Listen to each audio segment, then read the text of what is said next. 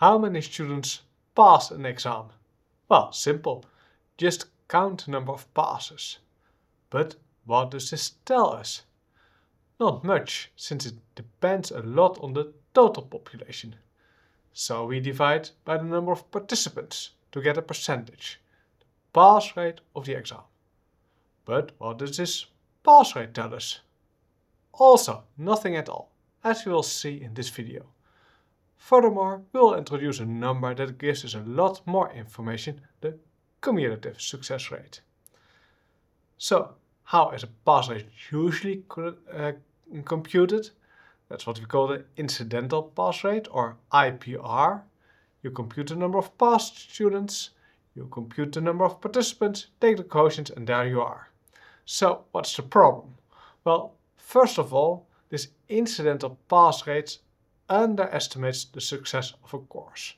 Because, the weaker students who take an exam multiple times occur once in the numerator and a lot of times in the denominator.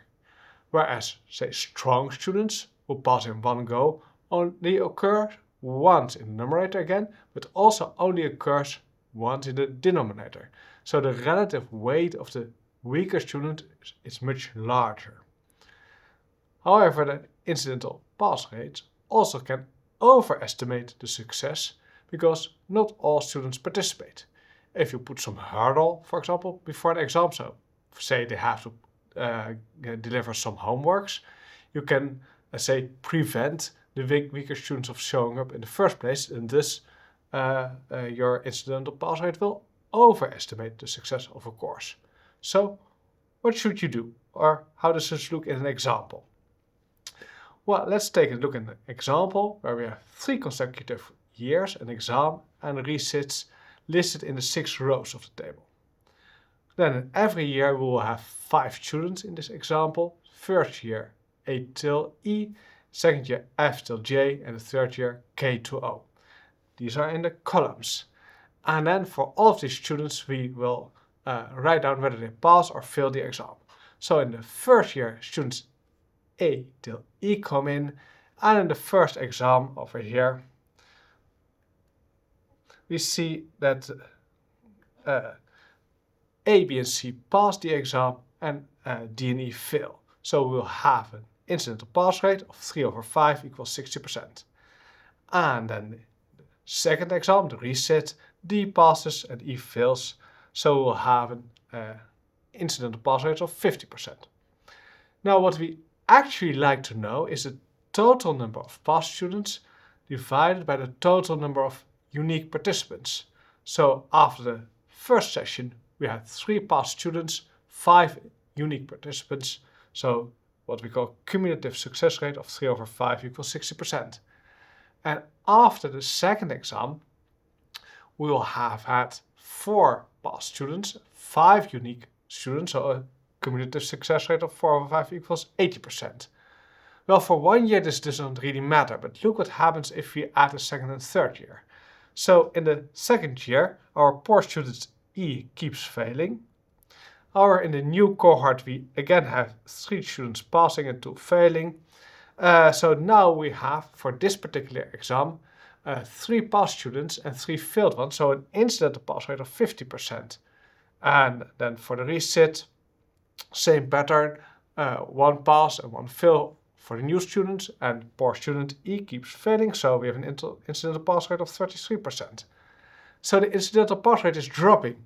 However, the cumulative success rate, which really tells us about the success of a course, starts to stay the same. So after the first session in the second year, we have 7 passed students out of a total of 10, and after the resit, 8 successful students out of a total of 10. So 80% again. And it becomes even worse if you look at the third year. Incidental pass rates keep dropping because our poor students E and J just cannot pass the course. So incidental pass rates become pretty low, whereas the overall success of the course of 80%, well, is not that bad at all. So this was of course an example which I just made up just to show the difference and to show actually how bad an incidental pass rate is. Let's now do this for some real courses. So I did this for 3 courses. First of all, linear algebra course, the blue squares over here, followed that for 7 years, so we are talking about hundreds of students. Then a complex analysis course, orange points over here. And what we actually see if we take hundreds of students is the following. Like could start a bit lowish, but eventually the cumulative success rate is going to level off. So for the blue dots on like 65% or so, and for the complex analysis one around 85 to 90%. So the cumulative success rate is not 100%, not everyone passes, but it will give you a lot more information. And then finally, few dots for the last course, linear algebra and differential equations, which is also increasing, and then something happens. All of a sudden it decreases.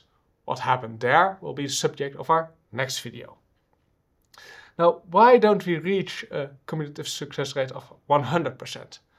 Well, first of all, the linear algebra course, which leveled off at 65% or so, was a first year course.